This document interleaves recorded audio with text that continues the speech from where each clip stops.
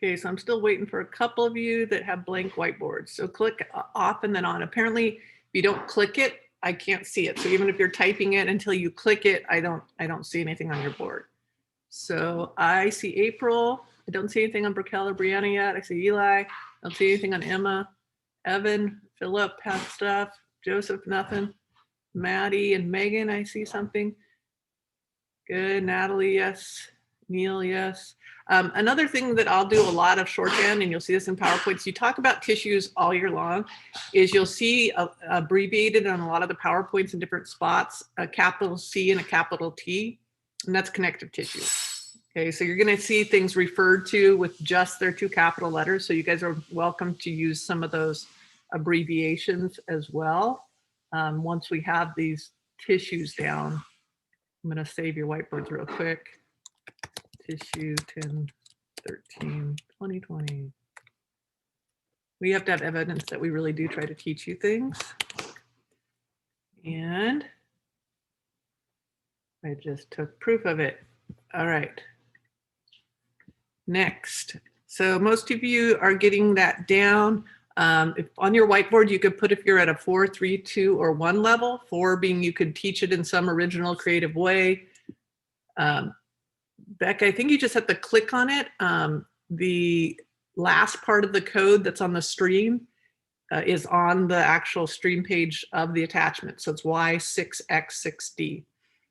So if you're at a 4, if you can teach it original and creative way, 3, if you're proficient at it, like you can do it on whiteboards or answer Kahoot questions. 2, developing, there's one of them you keep forgetting.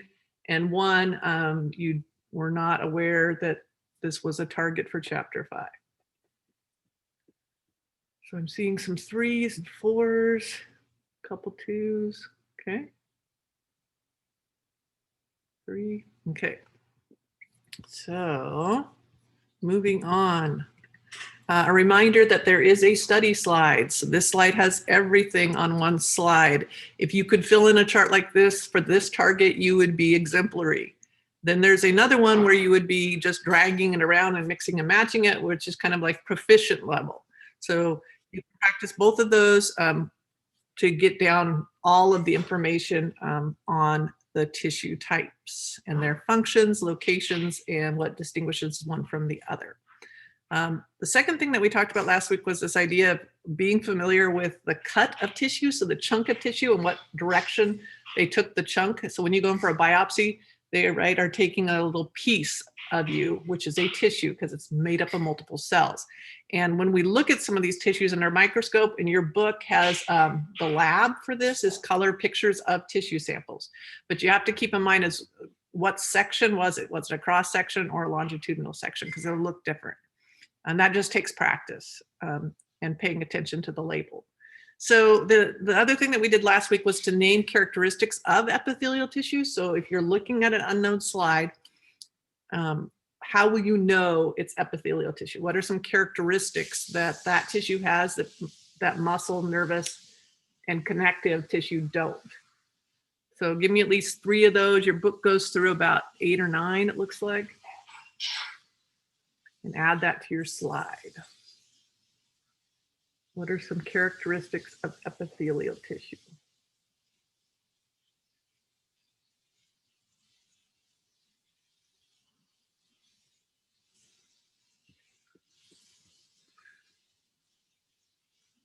I see a fish and a smiley face and a sailboat. Okay, good. Now I see Maddie has some real ones. Good. Good, Lauren. Grace, good. Some of these are really important for functions that we're going to talk about, right? So I see some of you putting no blood, avascular, which means they have to get all their nutrients through diffusion. And if you get too far away, those cells are dead, like in the skin. Once we get to the top of the skin, the cells don't have the ability to even get nutrition. And so they slowly fill with a protein called keratin and die. Good. I see someone else with tightly packed cells. Yes, so highly cellular. When we look at connective tissue, like especially bone tissue, there's hardly any cells. They're just kind of dotting it throughout. But this is like layers and layers of tightly packed cells in epithelium. Okay, I see acts as a barrier, secretes things, yes, and absorbs.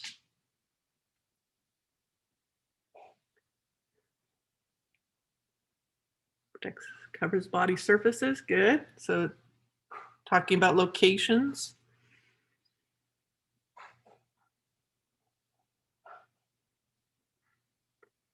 Widespread, yes, this is throughout your body. It's all over, it's what your skin is epithelial tissue, and then anything that's lining a blood vessel, anything that's lining an organ, all of those are also epithelial tissues. Raquel, I'm not seeing anything on your whiteboard yet.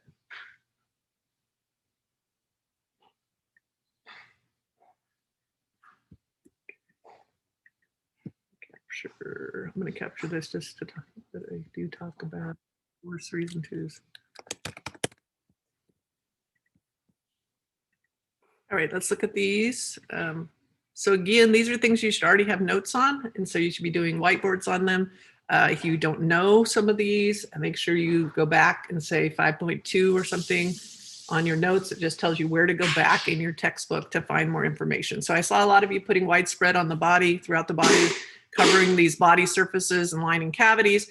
One of the ways, though, under the microscope, if you're given a unknown slide, which is what we normally do in the classroom, is look for that free surface. So you're going to look for where there's just clearness, where there's no cells and no tissue, no staining, because that's unique to epithelial tissue, because it's lining something. So there's going to be nothing and then something, which are cells. And so these things all anchor to other things, like other types of connective tissue. And you guys said tightly packed cells. The one thing I didn't see, I don't think I saw from anyone, but it's important, is they readily divide. So they make copies of themselves. So we have this basal layer, basal cells that are on the bottom, and they readily go through mitosis. So they're always making new cells for you. So there's a kind of an adult stem cell down there. And when that cell gets out of control is when we see skin cancer. So it'll be important later that we understand that that does undergo mitosis. All right, a couple vocab terms. When something is thin and flattened or scale-like, we call it this word. This is going to talk again about epithelial tissues in terms of what the cells themselves look like. And then we're going to talk about how in your skin, for the integumentary system, the cells are in layers.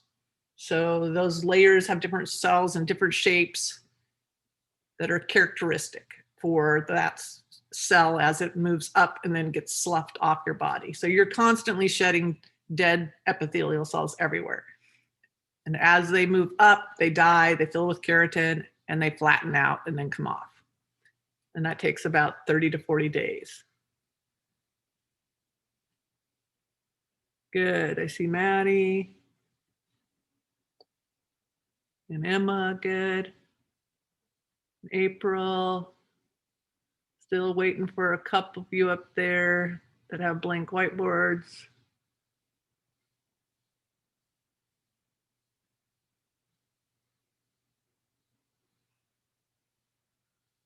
There's a few of you so these are the people I can see that are pressing enter. April, Eli, Emma, Evan, that know this. If you don't know it, that's a different story.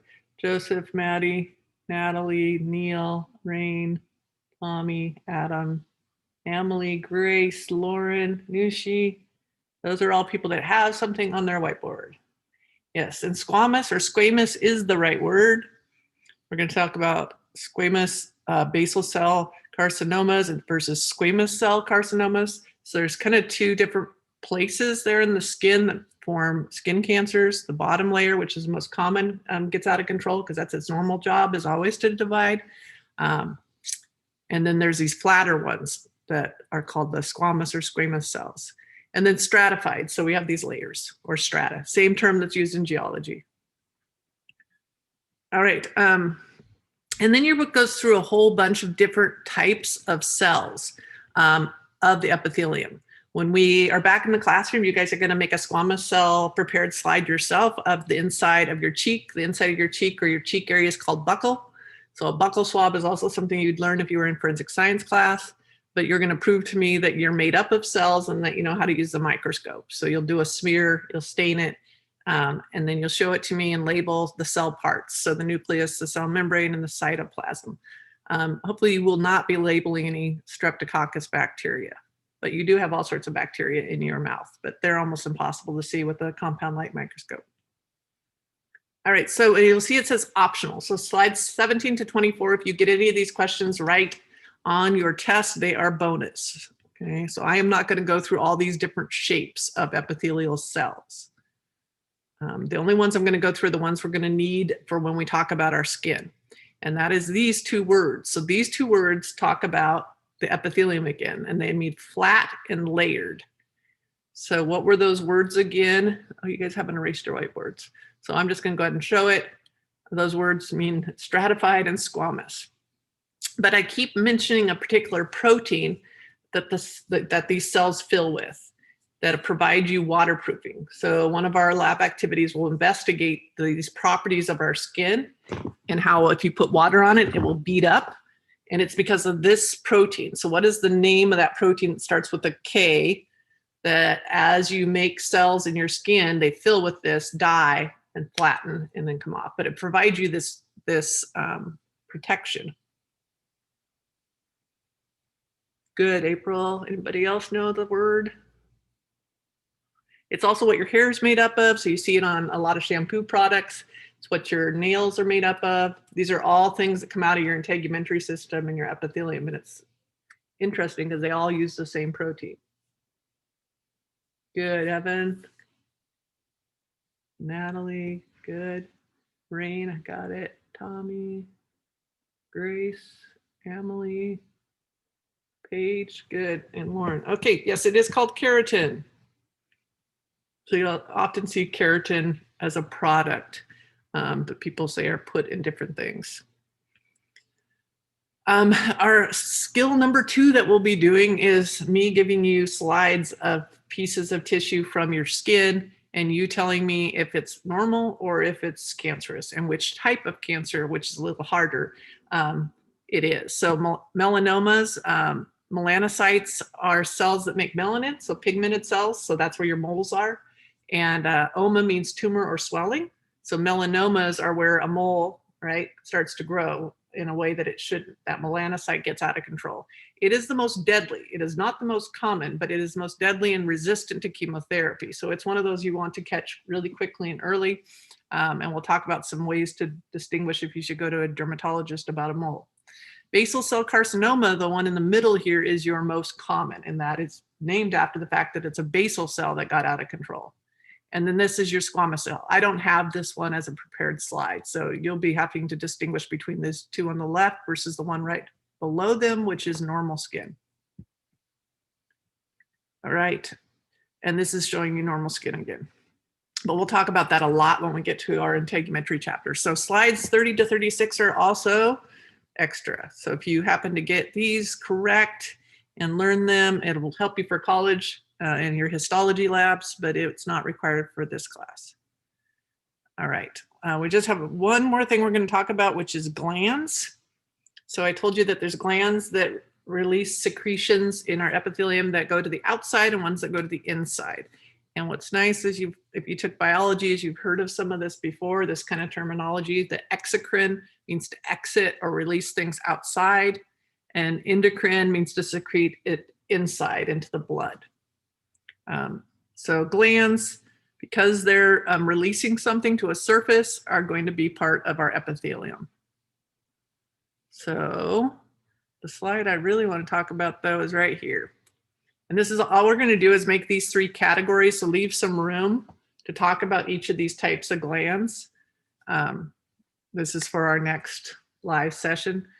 So we have eccrine glands. I don't usually use the word merocrine, but different textbooks use either one of these interchangeably. I like eccrine just because I have you guys circle the E for everywhere.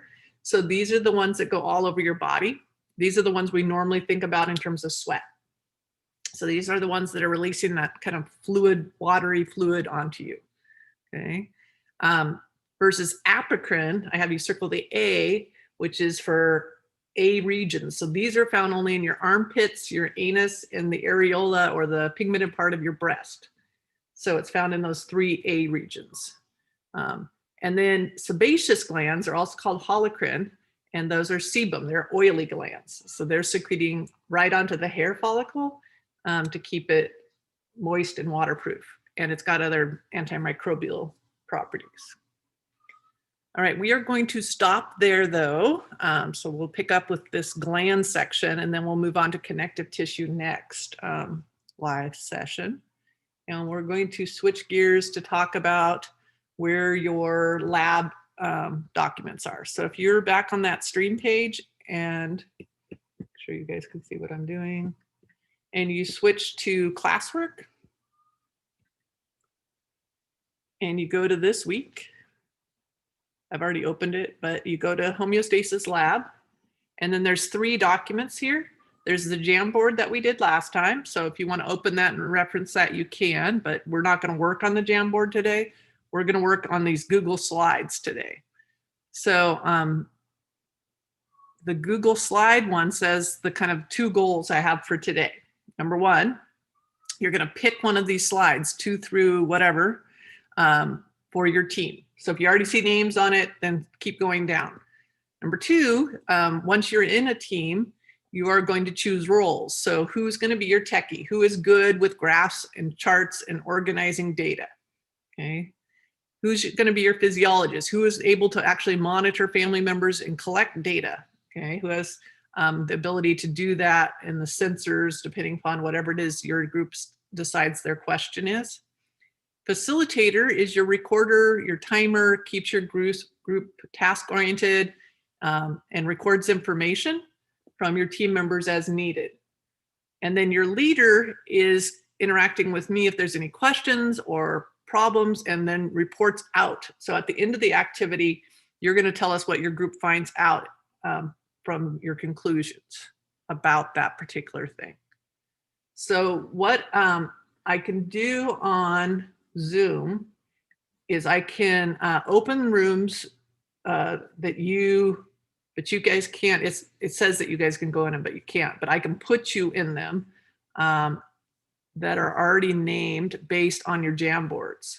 So I don't know if last period said they couldn't see this, but on your Jamboard, somebody had one of the topics being something about temperature.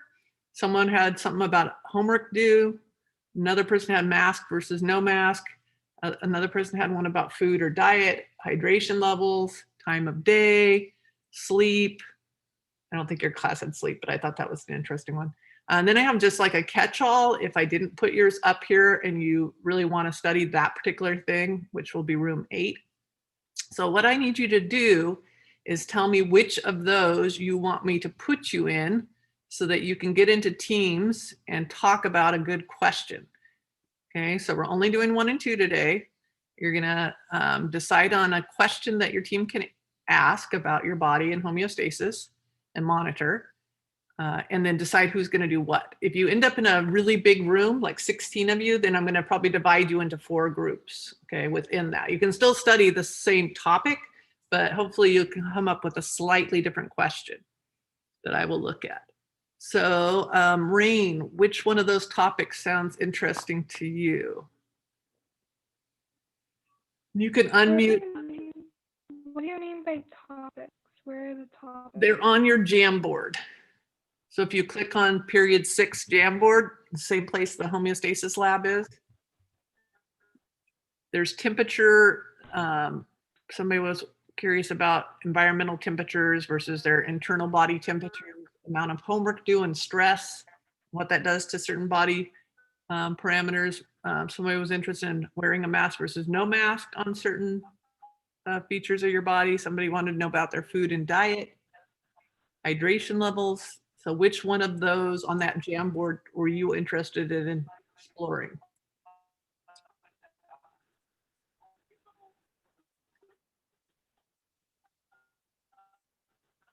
I'll come back to her, Rain. Katie? Heart rate? Heart rate with what? So you're going to monitor heart rate in response to what thing?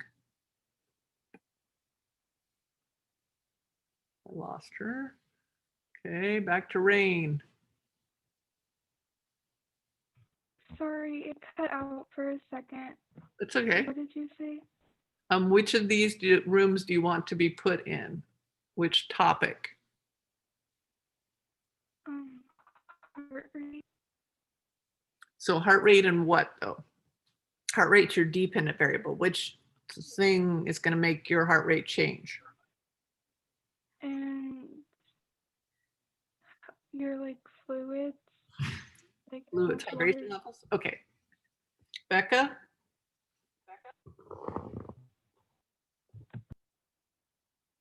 Okay, wait, I'm sorry. I'm really confused what's happening. So on the Jamboard, we brainstorm different things that would affect your set points, your homeostasis. So you guys told me about amount of stress in your life, masks versus no mask, diets, hydration levels, all these different things that could impact something in your body, whether it's heart rate or respiration or whatever, sweat levels, doesn't matter. But which of those topics from the Jamboard are you interested in?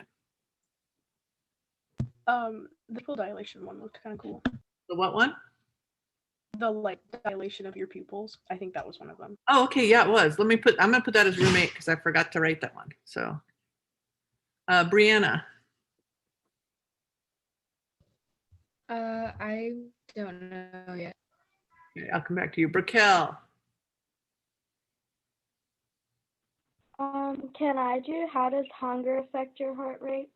Okay, let's find hunger or food. I know I put that up here. There it is. Adam.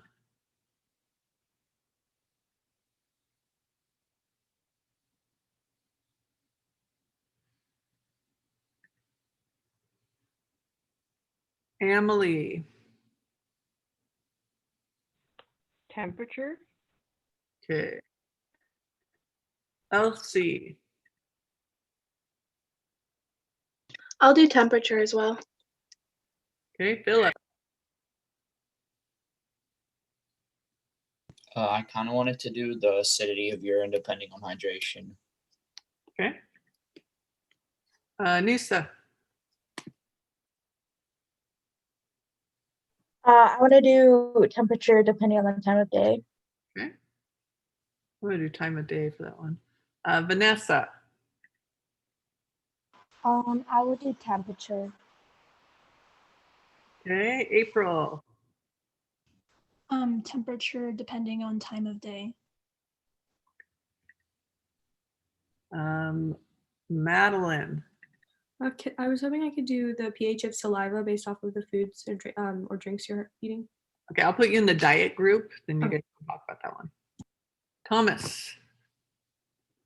I was also thinking pH of saliva. Okay. Grace. Can I do temperature depending on time of day?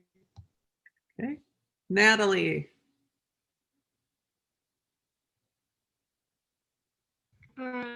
Temperature depending on time of day. Okay. Joseph. Temperature. Okay. Megan.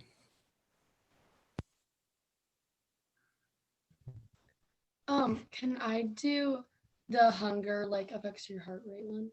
Okay. Food. Okay. Evan. I like to help masks affect your airflow. Okay. Eli. Can I do temperature and time of day, please? Okay. Paige. Can I do something like hours of sleep versus amount of stressors? Okay. Let's see.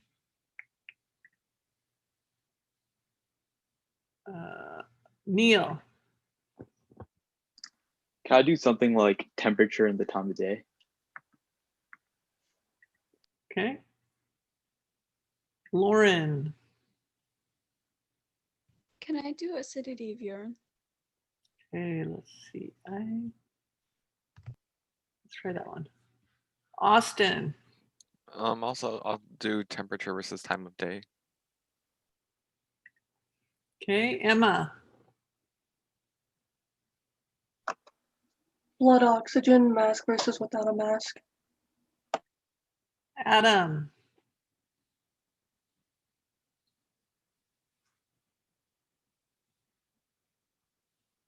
Adam or Brianna? We're the only two. Can I do temperature of the time of day? And then Adam.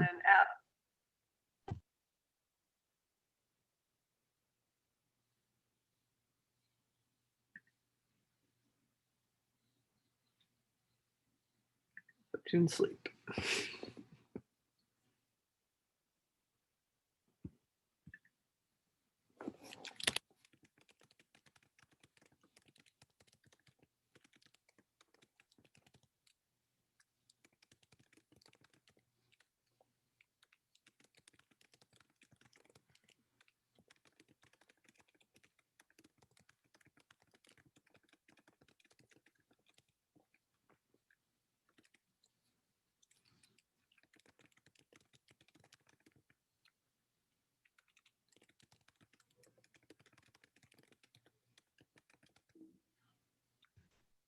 Mrs. Roberts, I chose the acidity of urine one, and you put me in a group with pupil dilation.